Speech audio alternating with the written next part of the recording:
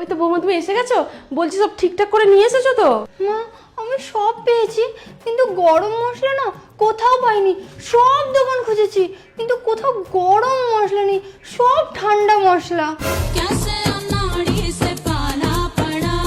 বৌমা, আজকে শিলনোড়া চাটনি বানাবো, দারুণ খেতে হয়।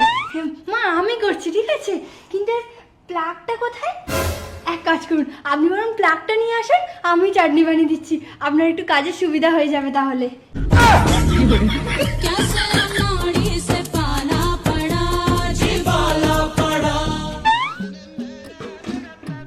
বৌমা বলছি, এটা হয়ে গেলে ধনেপাতাটা একটু উপর থেকে ছড়িয়ে দিও তো। মা ওপরে তো চলে এসেছি, এবার এই ধনেপাতাটা কোথায় ছড়াতে হবে বলুন।